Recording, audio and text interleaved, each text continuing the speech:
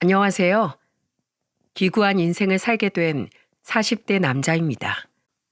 대부분의 사람들은 평범한 인생의 단계를 밟으며 살아가죠. 평범한 부모님 아래에서 평범하게 태어나고 자라 인생의 동반자를 만나 아이를 낳고 기르며 살아가는 아주 자연스러운 단계 말입니다. 하지만 전 평범한 듯 하면서도 무엇 하나 결코 순탄한 법이 없던 인생을 살아왔습니다.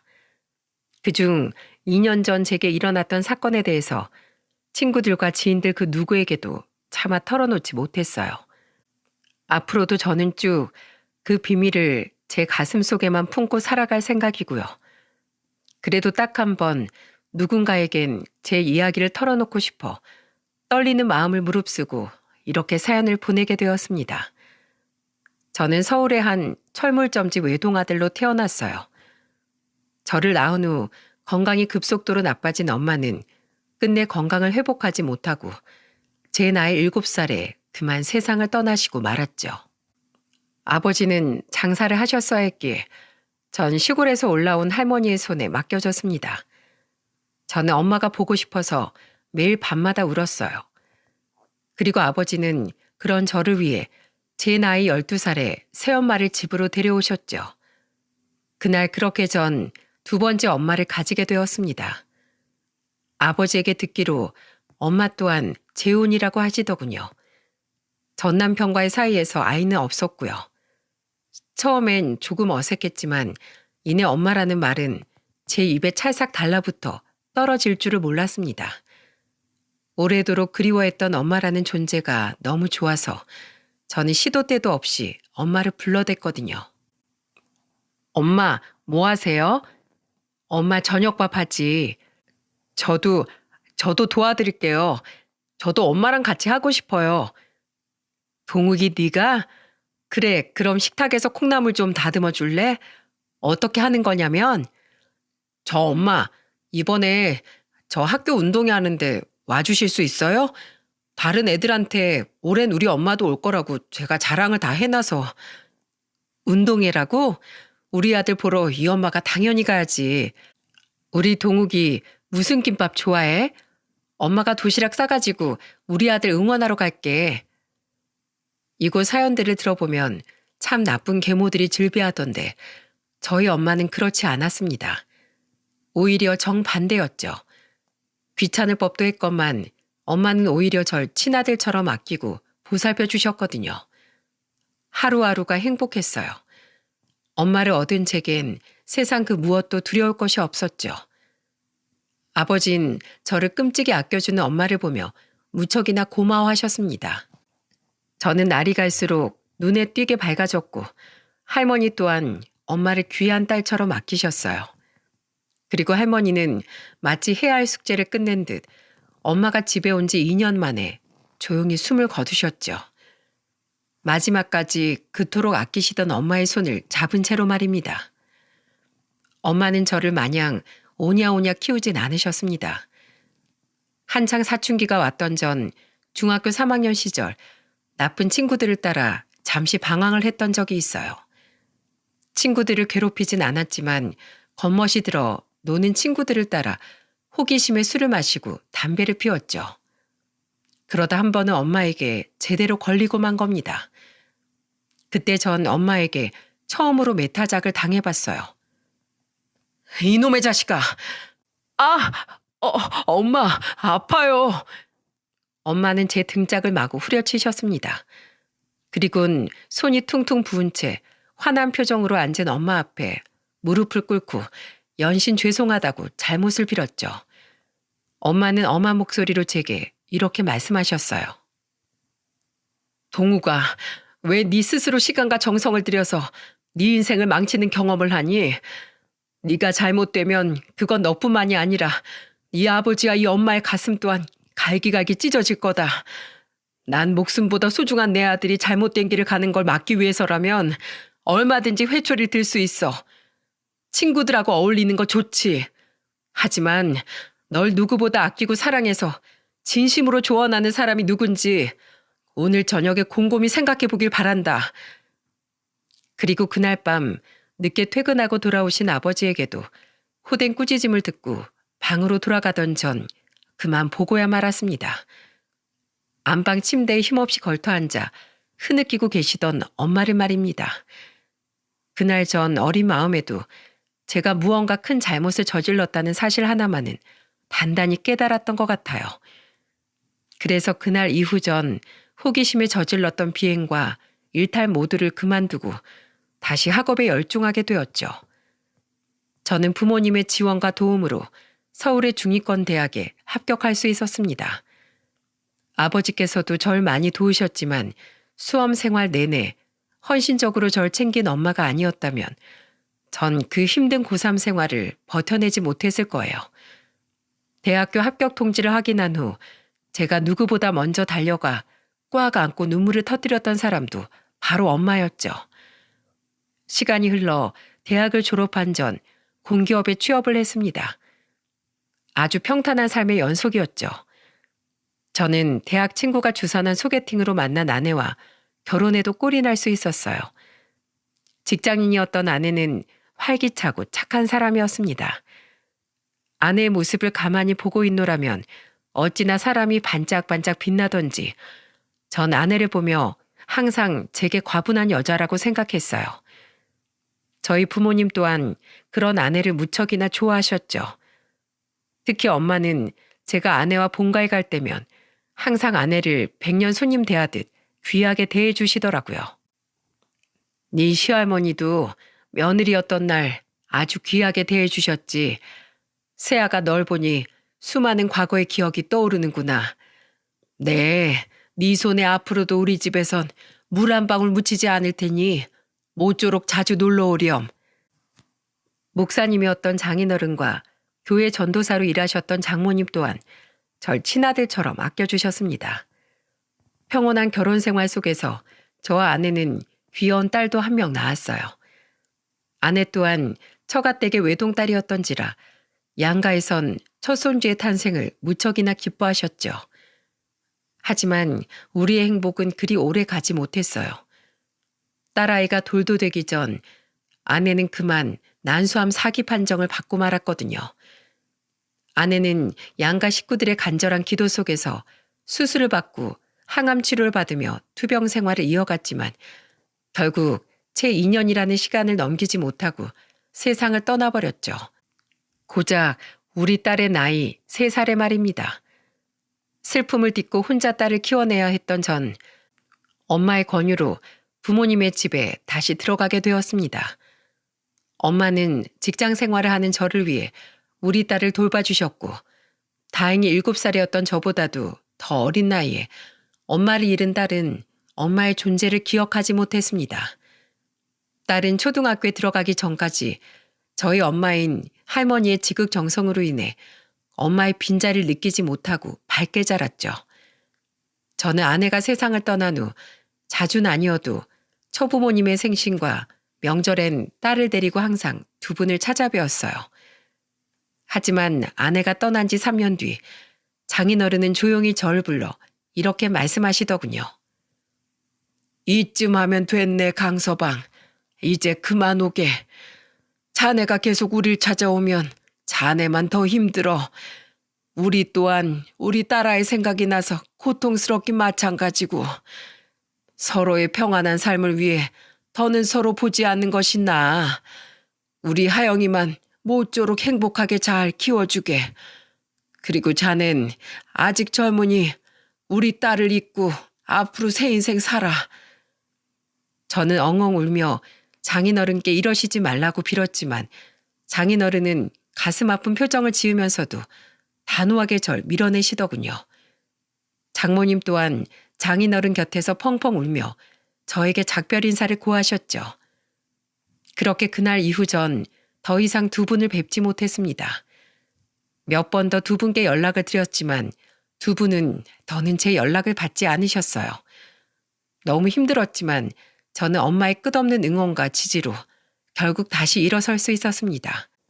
그렇게 아내가 세상을 떠난 지 약 7년이라는 시간이 흘렀어요. 딸이 초등학교 3학년이었던 어느 날 엄마는 저를 불러 이런 말씀을 하시더군요. 동우가 넌 재혼할 생각 없니? 하영이가 초등학교에 들어가고 나서 부쩍 엄마의 빈자리를 많이 느끼는 것 같더구나. 아무래도 집에서만 있을 때하고는 다르게 주위 친구들이 사는 모습이 눈에 들어올 테니까. 저는 최근 몇 년간 왜 자신만 엄마가 없냐고 울먹이던 딸의 모습을 떠올렸습니다. 제가 쓰게 웃자 엄마는 말을 이으셨어요. 동우가 너도 알잖니. 엄마의 빈자리가 그 나이 때 애들에게 얼마나 크게 느껴지는지, 엄마라는 존재가 아이에게 얼마나 필요한지 말이야. 그러니까 하영이를 위해서라도 재혼에 대해 진지하게 한번 생각해봐. 이 엄마 주변에 아직 시집 안 간 딸을 둔 지인이 하나 있어. 그 딸이 결혼 생각이 없어서 여태 시집을 안 가서 그렇지. 내가 몇 번 보니 애가 참 바르고 착하더구나. 엄마가 주선해 줄 테니까 한번 만나봐. 어느새 얼굴에 주름이 많아진 아버지는 엄마 옆에 앉아 부록이 넘은 아들을 걱정하며 엄마의 말씀을 거두시더군요. 저는 저를 걱정하는 두 분의 마음과 엄마를 찾으며 울던 딸을 떠올리며 결국 알았다고 대답했죠. 그런데 엄마, 제가 집에 놀러 오시던 엄마 친구분들은 전부 배웠던 것 같은데 그분은 어느 이모 따님이에요? 그 중엔 없어. 아주 예전에 알고 지내던 지인 딸이야. 지금은 저기 어디냐. 전라도 시골에서 살고 있다는구나. 하도 멀리 살아서 통화만 하지 나도 잘 못 봐. 엄마의 말씀처럼 엄마 지인의 따님은 만나서 이야기를 나누어 보니 정말 예의 바르고 좋은 사람이었어요. 안녕하세요. 김주연입니다. 말씀 많이 들었어요. 뵙게 되어서 반갑습니다. 중소기업에 다니고 있다던 주연 씨는 저와 나이가 6살이나 차이가 나더군요. 저는 사별을 한 데다 나이도 많고 아이까지 있었던 터라 주연 씨가 너무 아깝게 느껴졌어요. 솔직한 심정을 털어놓는 제 말에 주연 씨는 이렇게 대답하더군요. 그게 어디 동욱 씨 잘못인가요? 무작위로 사람을 골라서 불행을 주는 세상 탓이죠. 전 아직 동욱 씨처럼 그런 가슴 아픈 일을 아직 겪지 않은 사람일 뿐이고요. 누가 먼저고 나중이냐는 차이일 뿐 동욱 씨가 저에 비해 기우는 부분은 아무것도 없다고 생각해요. 항상 신중히 말을 골라 이야기하던 주연 씨의 현명함이 전 무척 좋았습니다. 그리고 8개월간의 만남 이후 제 나이 43, 제 딸의 나이 11살에 저와 주연 씨는 결혼식을 올렸어요. 그런데 이상하게 결혼식 날 아내와 저희 엄마는 마치 사연 있는 사람들처럼 눈물을 주룩주룩 흘리더군요. 정작 장인어른과 장모님은 아내를 보며 종일 환하게 웃고 계셨고 심지어 제가 처음 결혼할 때 엄마가 울긴 하셨어도 그 정도는 아니었거든요. 나중에 엄마에게 물으니 엄마는 멋쩍은 듯 웃으며 이렇게 말씀하셨죠. 네가 그동안 네 전처 보내고 많이 힘들어했던 게 생각나서 그랬던 것 같구나. 새아가야 뭐 결혼식 날 신부가 오는 게 드문 일도 아니지 않니? 새아가도 살아오면서 우여곡절이 많았겠지. 그렇게 우리는 저희 부모님 댁에서 신혼생활을 시작했습니다. 저는 딸을 데리고 분가를 하려고 했지만 아내가 먼저 제게 합가를 하고 싶다고 제안했죠. 전 어른들 모시고 사는 게 좋아요. 어릴 때부터 사람이 많이 북적이는 집안에 시집 가고 싶었거든요. 게다가 갑자기 자기를 돌봐주던 할머니하고 떨어지게 되면 하영이가 많이 힘들어할지도 모르고요. 속 깊은 아내의 말이 전 무척이나 고마웠습니다. 저희 부모님 또한 마음이 비단결같이 고운 며느리가 집에 들어왔다며 굉장히 기뻐하셨죠. 제 딸은 어렸을 적 저와 마찬가지로 처음엔 아내를 무척이나 낯설어 하더군요. 하지만 아내가 먼저 끊임없이 딸에게 가까워지려고 노력해 주었기에 두 사람은 이내 사이 좋은 모녀 관계로 발전할 수 있었어요.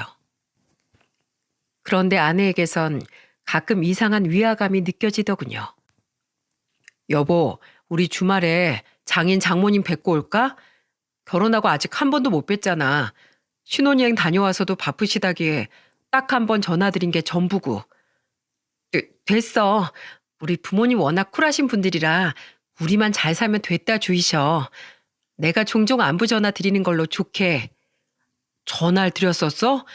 난 당신이 장인어른이나 장모님께 전화 드리는 거 한 번도 못 봤는데. 아, 그게 출근해서 점심시간에 짬내서 종종 전화 드렸어. 분명 제가 처음 인사드릴 때와 상견례 자리에서 아내와 처부모님의 사이는 무척 좋아 보였습니다. 그런데 아내는 결혼한 뒤론 한 번도 친정에 가거나 제 앞에서 처부모님과 통화하는 모습을 보이지 않더군요. 제가 전화를 드리겠다고 해도 처부모님이 워낙에 낯을 가리셔서 부끄러워하실 거라며 제가 전화하는 것을 막았고요. 의아함이 들긴 했지만 아내에게도 무언가 사정이 있겠거니 싶어 전 기다리기로 했습니다. 세상에 사연 없는 사람은 없으니까요. 언젠가 때가 되면 어련히 말해주겠거니 싶었죠. 그런데 제가 결혼한 지 5개월쯤 지난 어느 주말 다시 11살이었던 딸이 제게 이상한 말을 하더라고요. 아빠, 엄마랑 할머니 좀 이상해. 뭐? 엄마랑 할머니가 왜? 딸의 뜬금없는 말에 전 의아하게 물었습니다. 당시 집에는 저와 딸밖에 없었어요. 만난 지 얼마 안 되었는데도 마치 친모녀처럼 사이가 좋았던 엄마 아내는 영화를 보러 간다며 집을 나섰고 아버진 일이 있다며 토요일임에도 불구하고 철물점에 나가셨거든요. 딸은 순진무구한 표정으로 제게 말했죠. 할머니는 아빠 엄마잖아. 그치? 근데 엄마도 자꾸 할머니한테 엄마라고 불러. 할머니도 그냥 쥐어나 이러시고. 근데 아빠랑 할아버지가 같이 있을 때면 다시 어머님, 어머마 서로 이렇게 부른다? 그리고 저번엔 내가 방에 있을 때 몰래 봤는데 엄마가 할머니한테 안겨서 엄마 엄마 하면서 울고 있던데? 할머니도 엄마한테 막 미안하다면서 울고. 난 엄마랑 할머니가 우니까 괜히 무섭고 슬퍼서 방에서 못 나갔어. 애들은 거짓말을 못하는 법이니 딸의 말이 거짓말일 리도 없고 딸이 거짓말을 할 이유도 없었기에 저는 생각이 복잡해졌어요. 사이가 각별해진 거면 각별해진 거지. 왜 저와 아버지 앞에선 서로 부르는 호칭을 숨긴답니까? 게다가 장모님이 버젓이 살아있는데 저희 엄마를 엄마라고 부른다는 아내가 너무나 이상했죠. 그러고 보니 계속 처가댁을 피하던 아내의 모습이나 전라도 분이라던 처부모님께서 일말의 사투리도 쓰지 않으셨던 것이 떠오르며 제 안에 의심이 피어나더군요. 제가 괜한 의심을 하는 것일 수도 있겠지만 한 번 시작된 의심은 끝이 나질 않더라고요. 결국 전 우선 제가 모르는 무슨 사정이 있던 제 오해이건 간에 이 문제에 대해 확인을 해봐야겠다고 생각했습니다. 저는 가족들 몰래 소형 녹음기를 몇 개 사서 집안 곳곳에 설치를 해뒀어요. 그리고 매일 밤 가족들이 모두 잠들 때까지 기다렸다가 녹음기를 회수해 대화 내용을 확인하고 제자리에 돌려놓길 반복했죠. 딸의 말대로 아내와 엄마는 둘만 있는 자리에선 서로 엄마, 주연아 이렇게 부르더군요. 게다가 두 사람의 대화는 정말로 친모녀처럼 친근하게 느껴졌죠. 그리고 여섯째 되는 날 밤 저는 드디어 두 사람의 엄청난 비밀을 알게 되고 말았습니다. 엄마, 우리 정말 이대로 모두를 기만해도 되는 걸까? 나 하영이 아빠가 친정 이야기 꺼낼 때마다 너무 무서워서 미칠 것 같아. 모든 걸 다 들킬까 봐 심장이 조마조마하다고. 설마 나 몰래 그 사람들한테 따로 전화하는 건 아니겠지? 엄마, 2년 전에 내가 친엄마 찾겠다고 엄마를 찾아온 거 그게 정말 내가 잘한 일일까? 엄마랑 나 그리고 이 집 식구들 모두를 불행하게 만든 일은 아니었을까? 그런 말 마라. 내가 예전에 그 집에 널 떼어놓고 쫓겨나듯 나왔을 때 내가 얼마나 참담한 심정이었는지 넌 짐작도 못할 거다. 그 집 식구들하고 두 번 다시 엮이기 싫어서 한때는 내가 널 정말 없는 자식이라고 생각했을 때도 있었어. 하지만 동욱이가 처음 결혼을 하고 나서 첫 며느리를 데려왔을 때 자식 버린 그 아이를 보며 네 생각이 나서 가슴이 무너졌다. 어떻게 해서든 널 데려왔었어야 하는 건가 싶어서 그날부터 하루도 빠짐없이 후회했지. 그리고 이 집에 딸이 없다고 거짓말한 내 자신이 죽도록 미웠어. 천추의 한이었지. 더 너를 찾을 수조차 없었으니까. 그런 네가 네 발로 내 앞에 나타났을 때 정말 신이 있다면 그 신의 발등에 입이라도 맞추고 싶었어. 넌 세상에 단 하나뿐인 내 핏줄이야. 난 두 번 다시 널 잃을 수 없다. 세상 그 누가 손가락질을 한다 한들 말이야. 너무 놀라서 제 손이 벌벌 떨리더군요. 지금 제가 들은 내용이 맞는지 믿기지가 않아 저는 녹음본을 2번, 3번을 다시 돌려들었습니다. 그때가 돼서야 비로소 현실이 받아들여지더군요. 처음부터 모두 거짓이었던 거예요. 아내는 존재하지도 않았던 엄마 지인의 딸이 아니라 오래전 엄마가 전 남편과의 사이에서 낳은 친딸이었던 겁니다. 제가 새 처부모님이라고 철석같이 믿고 있던 그 사람들은 저희 엄마가 치밀하게 돈으로 고용해 준비해 두었던 연기자들이었던 거죠. 미칠 것 같았습니다. 아무리 생각해도 이해가 되지 않았어요. 그토록 절 진심으로 아껴주었던 엄마가 그것도 자신의 친딸과 왜 이런 끔찍한 일을 저지른 건지 말입니다. 저희 집안엔 뜯을 만한 큰 재산이 있던 것도 아니고 아내가 저와 결혼해봤자 크게 득볼 일도 없었는데요. 나 몰래 사망보험이라도 들어뒀나? 아니면 우리 아버지 사망보험을? 그럼 그동안 엄마의 모든 행동들은 전부 거짓이었나? 그 기나긴 세월 모두? 저는 그날 밤 결국 한숨도 자지 못하고 밤을 지새웠습니다. 그리고 다음 날인 토요일 아침 일찍 잠을 자고 있던 딸을 제외한 모든 가족을 불러 모았죠.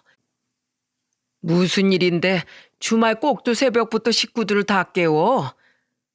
아버지는 잠이 덜 깨신 듯 눈을 비비며 물으셨고 아내와 엄마 또한 의아한 얼굴로 절 바라보더군요. 저는 아무 말 없이 엄마 아내의 대화 녹음본을 재생시켰죠. 재생이 전부 끝난 뒤에 엄마 아내의 얼굴을 보니 두 사람의 얼굴은 사색이 되다 못해 시퍼렇게 질려 있더라고요. 마찬가지로 아버지 또한 상황 파악이 안 되는지 경악한 표정으로 우리를 번갈아 보셨습니다. 저는 싸늘한 눈으로 엄마 아내를 바라보며 말했어요. 하영이가 이상한 말을 하길래 제가 괜한 의심을 풀어보고자 집에 녹음기를 설치했었어요. 그런데 제 괜한 의심이 아니었더군요. 엄마, 이게 정말이에요? 정말로 저 사람이 엄마 친딸이고 그걸 뻔히 알면서도 저랑 저 사람을 일부러 재혼시킨 거예요? 대체 왜요? 돈 때문이에요? 그렇게 가만히 있지 말고 무슨 말씀이라도 해보세요. 저 지금 미치기 일보 직전이니까. 당신도 입만 꾹 다물고 있지 말고 뭐라고 변명이라도 좀 해봐. 이게 다 무슨 일인지. 저는 끝내 배신감을 참지 못하고 소리쳤습니다. 아내는 아무 말도 못하고 바들바들 떨며 눈물을 뚝뚝 떨구더군요. 엄마! 제가 사나운 표정으로 엄마를 부르짖자 그제야 엄마는 눈을 질끈 감았다 뜨시더니 눈물을 흘리며 모든 진실을 털어놓으셨어요. 그리고 엄마 입에서 나온 이 끔찍한 사건의 전말은 우리 모두를 탈주가 없는 미로로 밀어넣었습니다. 미안해요, 여보. 미안하다, 동우가. 나도 이렇게 긴 시간 동안 두 사람을 속이려고 했던 건 아니었어. 그동안 나도 마음이 괴로워서 미칠 것 같았다. 사실 난 전 남편과 전 시댁에게 학대에 가까운 시집살이를 당했어. 풍족한 집안이었던 시댁에선 고아나 다름없던 날 처음부터 탐탁지 않게 여겼단다. 나중에 알고 보니까 내 남편 또한 가족이 없던 날 거의 말 잘 듣는 몸종처럼 부리려고 그 집에 데리고 갔던 거더라고. 처음엔 그저 무시만 좀 하고 구박하던 시부모란 사람들은 내가 딸인 주연이를 낳고 더 이상 아이를 가지지 못하자 그때부턴 대놓고 날 멸시하더구나. 내가 늦잠이라도 자는 날엔 시부라는 사람이 날 발길질로 깨웠고 시모는 국이 맛이 없다며 내 얼굴에 뜨거운 국그릇을 집어던지는 게 일상이었지. 울면서 내가 제발 나가 살자고 전 남편에게 매달렸더니 전 남편 또한 나한테 손찌검을 하기 시작했다. 고아나 다름없는 필요한 날 데리고 살아주는 것만 해도 고마워해야 할 판에 어딜 도망치려고 하냐면서 말이야. 나는 그 집에서 눈 뜰 때부터 잠들 때까지 집안일을 하고 남편 시중을 드는 노예, 그 이상도 이하도 아니었어. 난 그 사람들에게 매번 내가 하잘것없는 인간이라는 세뇌를 당하면서도 주연이 하나만 보고 이를 악물고 버텼지. 그러다 주연이가 4살이 됐을 때 난 그 집에서 쫓겨났다. 내가 있으면 재혼하는데 방해가 된다면서 말이야. 전 남편 놈에게 여자가 생겼거든. 그때 그 인간 같지도 않은 전 시부모가 나에게 단단히 으름장을 놨지. 이 집에서 있었던 일 밖에서 떠들고 다니지 마라. 그리고 앞으로 네 딸을 보겠다며 이 집에 찾아와서 내 아들 앞길도 막지 마라. 또다시 자기들 눈앞에 나타나면 나뿐만 아니라 내 딸도 가만두지 않겠다. 이러면서 나한테 주먹을 쥐어 보이더구나. 그때 난 뒤도 돌아보지 않고 도망쳤다. 주연이가 걱정이 되긴 했지만 자기 아들 핏줄이라며 그 인간들이 주연이에겐 그래도 잘해줬으니 괜찮겠지. 그 집엔 돈도 많으니 이게 오히려 주연이를 위한 일이 맞아. 이러면서 애써 스스로를 다독였지. 무엇보다 난 더 이상 그 김씨 가문 근처엔 얼씬도 하고 싶지 않았어. 솔직히 난 그 집이 너무 무서웠단다. 그 집 식구들이라면 자다가도 이가 갈릴 정도로 치가 떨렸지. 그러다가 동욱이 네 아버지를 만나 재혼을 했고 난 태어나서 처음으로 남편과 시어머니의 사랑을 느낄 수 있었다. 너무 행복하고 두려웠어. 겨우 얻은 이 행복이 깨지진 않을까 싶어서 처음엔 잠조차 제대로 이룰 수가 없었지. 그래서 그 집에 대한 모든 흔적을 내게서 없애고자 난 딸조차 없는 척을 했다. 처음에라도 네 아버지한테 사실대로 털어놨어야 했는데 차마 이 행복이 깨질까 봐 그러지 못했어. 그리고 내가 다시 딸을 보려고 그 집을 찾아가면 주연이조차 가만두지 않겠다고 했으니 난 멀리서나마 마음으로 내 딸의 행복을 빌어줄 수밖에 없었다. 그리고 그 죄책감에 난 동욱이 널 더욱더 정성으로 키웠어. 내 딸을 대신해서 아들인 널 더욱 훌륭하게 그리고 행복하게 키우고 싶었단다. 하지만 애써 잊고 살던 우리 주연이가 자식 같은 첫 며느리를 만난 이후로 더더욱 간절하게 보고 싶더구나.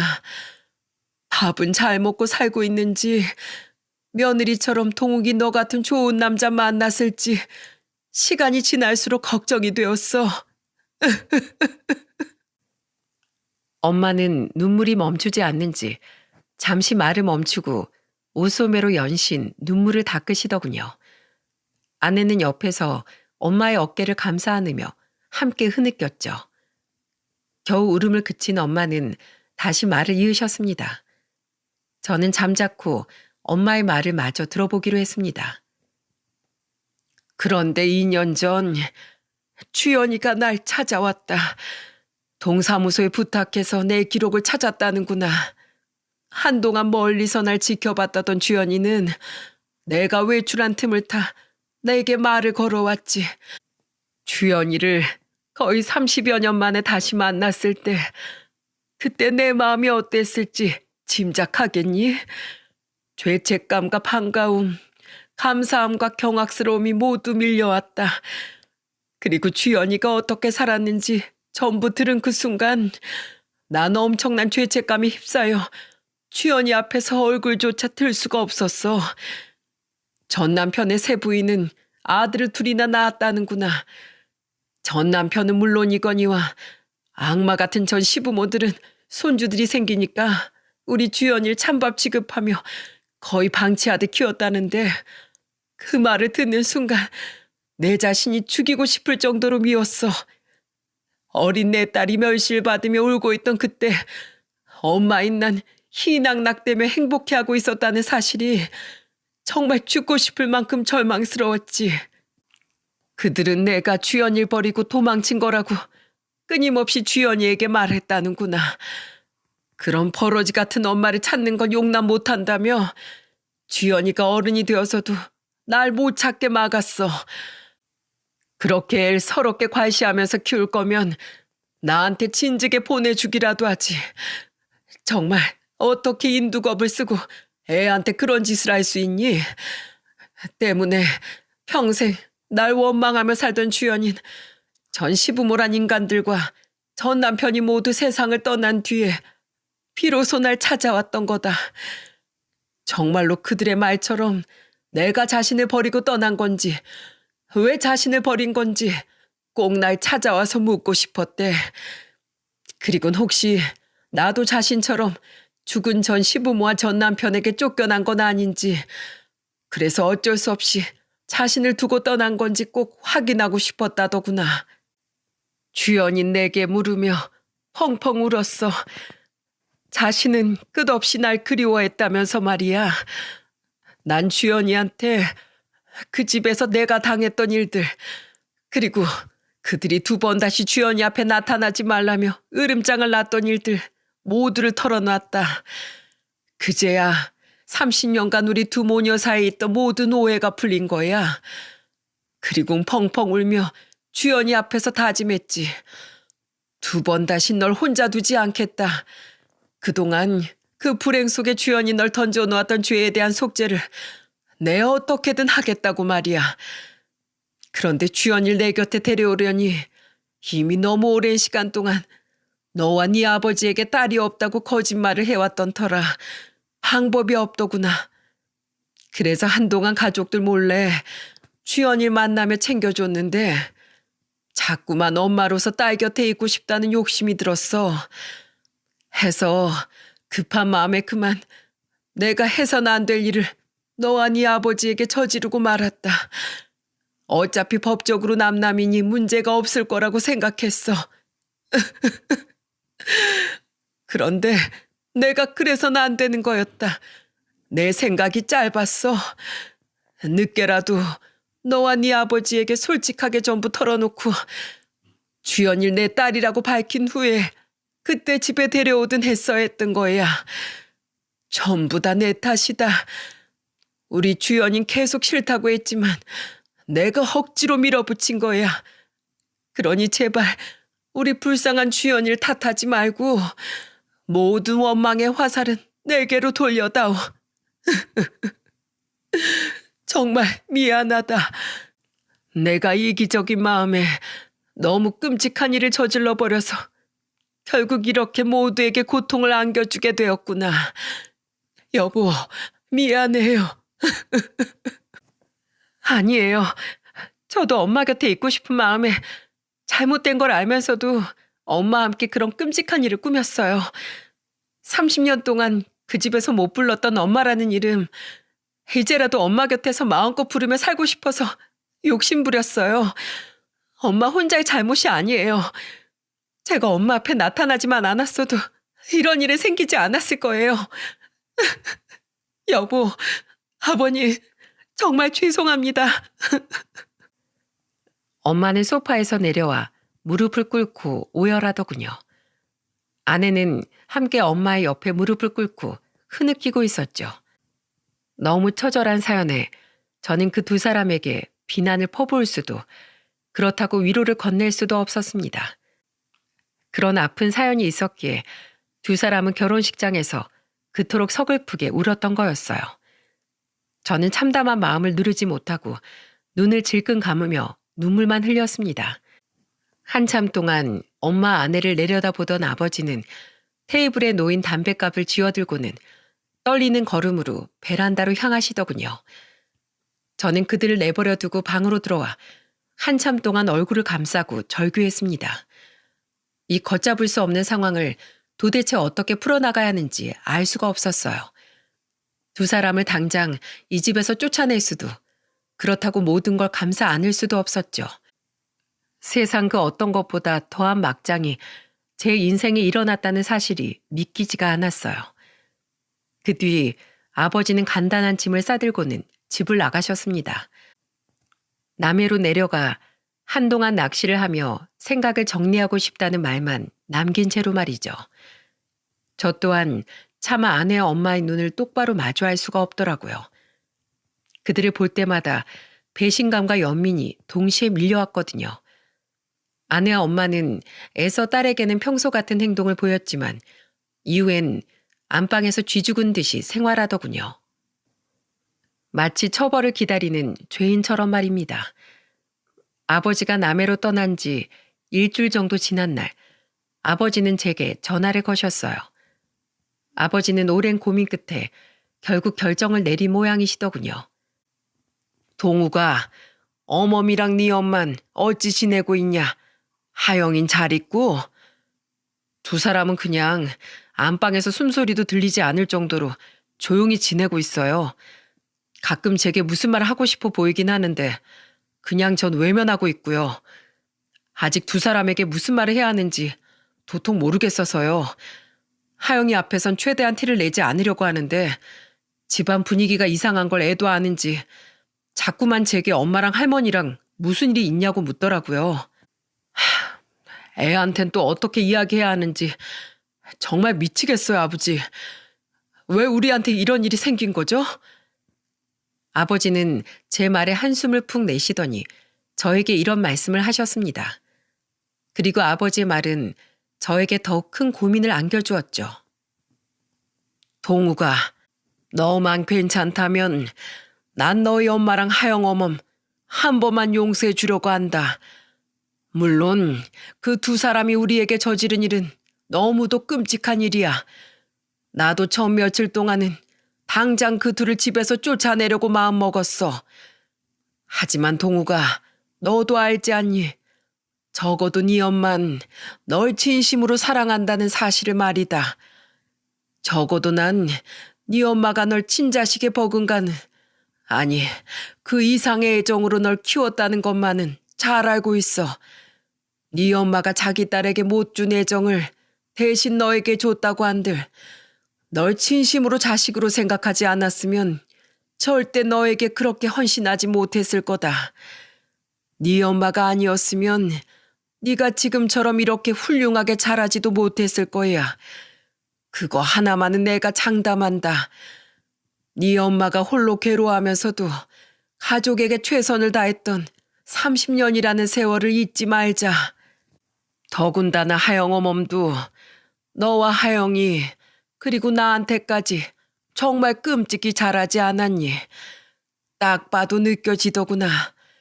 가족에 대한 애정이 정말 많이 굶주렸던 아이라는 게 말이야. 그래서 어멈이 자기 친정에 가지 않으려는 것도 아무 말 안 하고 그냥 지켜만 봤던 거다. 겉보기엔 좋은 사람들처럼 보였어도 자기 자식에게 모자란 애정을 주었을 거라고 내 짐작했었지. 결국 그 두 사람 모두 가짜였지만 말이야. 동우가 넌 내 말을 어떻게 생각하니? 너에겐 내 강요하지 않으마. 이건 나보다 너한테 더 중요한 문제니 말이다. 난 내일 아침에 첫 차 타고 올라갈 생각이다. 그때 우리 다시 이야기하자꾸나. 아버지가 통화를 끝낸 전 머리를 감싸고 한참을 고민했습니다. 어린 제 손을 잡고 환히 웃으며 함께 장을 보던 엄마의 모습. 절 혼낸 후 몰래 안방에서 울고 계시던 엄마의 가는 어깨들이 제 눈앞에 떠올랐죠. 게다가 제 딸이 잠들 때까지 옆에 누워 책을 읽어주다가 함께 잠든 아내의 모습과 아픈 제 과거를 듣고 한참 동안 눈물을 멈추지 못하던 아내의 우는 얼굴이 제 모든 기억을 덮어버리니 참을 수 없이 가슴이 아파왔어요. 그리고 다음 날 저는 첫 차를 타고 남해에서 올라온 아버지의 외침에 잠에서 깼죠. 얘 동우가 어여 일어나 봐라. 네 엄마랑 하영 어멈이 사라졌다. 화들짝 놀라 아버지가 계신 안방으로 향하니 아버지는 망연자실한 표정으로 침대에 걸터 앉아 계시더군요. 안방은 아주 깔끔하게 정돈되어 있는 상태였고요. 어떻게 된 거야, 아버지? 두 사람이 사라지다뇨. 분명 어젯밤까지만 해도 두 사람이 집에 있는 모습을 봤었는데요. 아버지는 떨리는 손으로 제게 연습장을 찢은 듯한 쪽지 하나를 내밀었습니다. 그 쪽지엔 이렇게 쓰여 있었죠. 내 욕심으로 인해 우리 가정을 망친 것 같아 너무 미안해요, 여보. 이렇게 큰 죄를 짓고 더는 두 사람 앞에 얼굴을 들고 살아갈 수가 없어서 새벽을 틈타 주연이와 함께 조용히 떠납니다. 동우가 미안하다. 엄마로서 하지 말아야 될 일을 저질러 한 번씩 엄마 안을 잃었던 너에게 또다시 같은 상처를 주게 되었구나. 부디 이 끔찍한 엄마를 용서하지 마렴. 두 사람 곁에서 평생을 속죄하고 싶지만 못난 엄마 탓에 오랜 시간 마음고생하며 살았던 주연이 곁을 더는 떠날 수가 없다. 하지만 동우가 30년이 넘는 세월 동안 난 진심으로 네 엄마로 살 수 있어서 행복했단다. 그러니 아들아, 이 엄마를 원망하며 앞으로의 네 삶을 낭비하지 말아라. 이 엄만 그럴 가치도 없는 사람이니 나로 인해 원망에 사로잡혀 네 인생을 절대로 망치면 안 된다. 동우가 이 못난 엄마는 있고 꼭 행복하렴. 어디에서든지 너와 하영이의 행복을 응원하마. 사랑한다. 여보, 우리 동욱이 잘 부탁해요. 미안해요. 그동안 고마웠어요. 엄마의 마지막 편지를 읽은 전 그만 그 자리에 무너지듯 주저앉았습니다. 그리곤 편지를 품에 안고 집이 떠나가라 통곡했죠. 이 편지에 꾹꾹 눌러담긴 30여 년 동안 절 사랑으로 키워준 엄마의 애정을 여실히 느낄 수 있었으니까요. 야반도주하듯 집을 떠나는 와중에도 마지막까지 제 걱정을 하던 엄마의 마음이 느껴져 가슴이 찢어지는 것 같았어요. 저와 아버지는 그 길로 곧장 두 사람을 찾아 나섰습니다. 저는 회사에 휴가를 내고 아버지는 가게 문을 닫고서 번갈아 가며 딸을 돌봤죠. 아내는 회사까지 그만두고 잠적을 했다더군요. 그리곤 하루에 30통이 넘는 부재중 전화를 엄마 아내에게 남겼어요. 하지만 두 사람은 끝내 아버지 전화도 저의 전화도 받지 않았고 저는 두 사람을 찾아다닌 지 일주일 후 마지막이라는 생각으로 간절함을 담아 엄마에게 문자를 남겼습니다. 엄마, 너무 보고 싶습니다. 제발 절 떠나지 마세요. 그리고 엄마는 저와 아버지가 두 사람을 찾다 못해 절망감에 지쳐갈 무렵 드디어 제게 전화를 주셨습니다. 집을 나가신 지 정확히 열흘 만이었죠. 동우가, 엄마 지금 어디세요? 제가 아버지랑 얼마나 찾아다녔는지 아세요? 제가 지금 당장 엄마 계신 곳으로 갈게요. 엄마는 강원도의 한 바닷가에서 아내와 함께 머물고 계셨더군요. 저는 아버지께 딸을 부탁하곤 곧장 강원도로 향했습니다. 두 사람은 약속된 장소에서 초조하게 서성이고 있었어요. 저는 그들을 보자마자 차에서 내려 두 사람에게 뛰어갔죠. 그리곤 어색하게 절 부르는 엄마와 아내를 양팔로 부둥켜 안았습니다. 엄마, 여보. 두 사람은 잠시 당황한 듯 얼어붙었지만 이내 절 끌어안고는 펑펑 울더라고요. 동우가, 이 엄마가 정말 미안하다. 여보. 저는 제가 품에 안지 않으면 두 사람이 또다시 제 눈앞에서 사라지진 않을까 두려워 목 놓아 울면서도 두 사람을 더 세게 끌어안았습니다. 그렇게 우리 세 사람은 눈물의 상봉식을 마친 후에 다 함께 서울의 집으로 돌아오게 되었죠. 집에서 두 사람을 초조하게 기다리던 아버지 또한 엄마를 끌어안으며 한참을 흐느끼시더군요. 아이고, 이 바보 같은 사람아. 돈 한 푼 챙기지 않고 겁도 없이 어디로 떠났었단 말이야. 미안해요, 여보. 도무지 당신과 동욱이를 볼 염치가 없어서 이대로 우리가 조용히 사라지는 게 두 사람을 위한 최선이라고 생각했어요. 죄송해요, 아버님. 내가 다 품어줌세. 당신이 우리에게 최선을 다했던 그 시간, 이제 내가 그대로 갚아줄게. 주연일 내 며느리이자 자식처럼 품고 살아갈 테니 더는 나와 우리 동욱이 곁을 떠날 생각하지 말어. 아내는 끌어안고 우는 부모님을 보며 옆에서 함께 흐느끼고 있더라고요. 저 또한 또다시 흐르는 눈물을 꾹꾹 눌러 닦았죠. 엄마는 아버지의 품에서 벗어나 저를 보고는 눈물을 흘리며 물으시더군요. 아휴, 정말로 나랑 주연이가 이 집에 네 아버지와 네 곁에 있어도 괜찮겠니? 이렇게 끔찍한 잘못을 저지른 우리가 이젠 제가 엄마도 집사람도 둘 다 지켜줄 거예요. 엄마가 그동안 이 사람 대신 저한테 헌신했던 그 시간들, 그 은혜, 이젠 제가 두 사람에게 갚아 나갈게요. 그러니까 엄마, 더 이상 혼자서 괴로워하고 슬퍼하지 마세요. 여보, 당신도 이제 더는 혼자 마음 졸이며 살지 마. 그동안 정말 마음고생 많았어. 여보, 고마워요.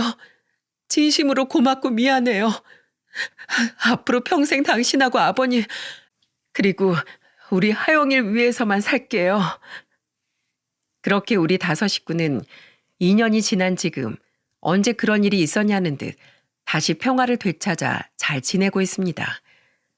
당시 아버지는 혹시 모를 상황을 위해 친구 집에 놀러 가고 싶다는 저희 딸을 그 친구 집에 맡기셨었다고 해요. 참으로 아버지의 해안이었죠. 어리다곤 하나 사리 분별을 할 수 있던 나이의 딸이 당시 상황을 봤었다면 우리 딸에게 설명 못할 큰 상처를 안겨주었을지도 모르니까요.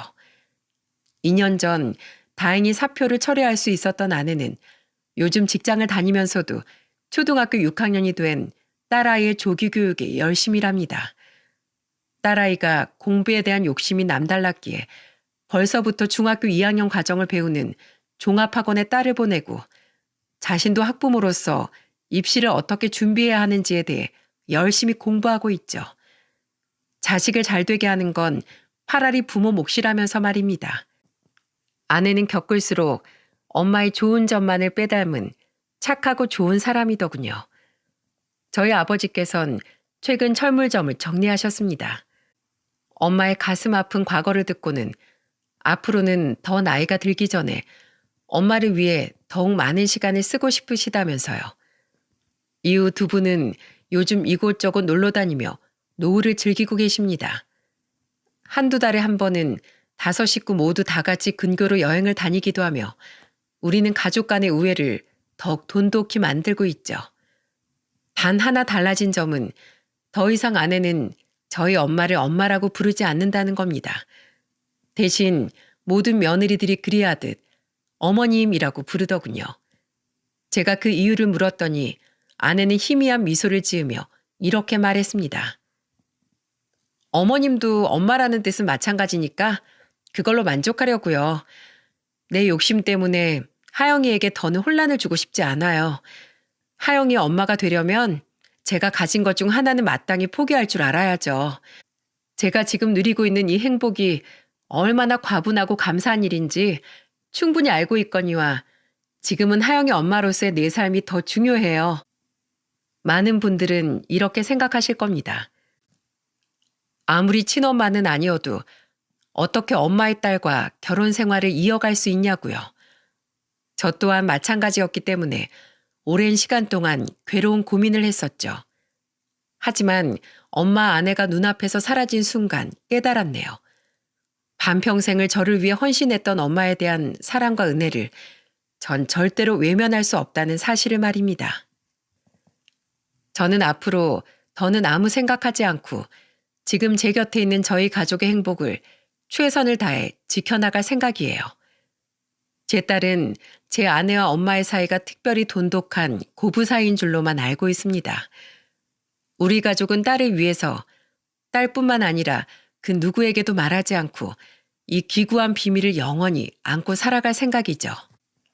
아무에게도 할 수 없었던 긴 이야기를 이곳에서나마 털어놓으니 조금 가슴이 후련해지는 것 같기도, 한편으론 제가 안고 있는 이 비밀이 더욱 무겁게 느껴지기도 하네요. 하지만 여러분, 부디 저희를 손가락질하지 마시고 아주 조금만 너그럽게 마음을 써주셔서 어렵게 지킨 저희 가족의 행복을 빌어주시면 진심으로 감사하겠습니다.